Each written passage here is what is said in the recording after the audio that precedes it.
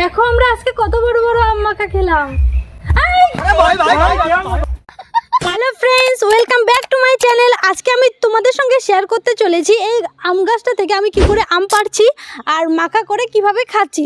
তো শুরু করা যাক। যেহেতু আমার পক্ষে এই গাছটা চড়া সম্ভব নয়, তাই আমি এই বাঁশটা দিয়ে পাড়ানোর চেষ্টা করলাম। কিন্তু এখানে তো আরেক সমস্যা, বাঁশটা তো আমকে ছুঁতেই পারছে না। আর কি, আমার দেশির দিমাগটা খাটিয়ে নিলাম। আম পাড়ার সময় মনে হচ্ছিল আমের আগে যেন আমি না পড়ি। ফাইনালি আমগুলো পাড়ার পর ওইদিকে দেখি ঠাকুমা এগুলো দিয়ে কি রান্না হবে।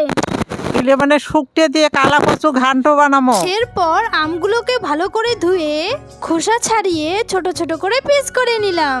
আর এরা দুই দিকে এমন ভাবে গার্ড দিচ্ছে যেন মাছি আমে বসলেই অ্যারেস্ট করে নেবে। এরপর আমি নুন মরিচ সহ আরো অনেক সিক্রেট মশলা দিয়ে মেখে ফেললাম। বাইরে এসে দেখি অনেকে এসছে, তাই সবার সঙ্গে শেয়ার করে খেতে শুরু করলাম।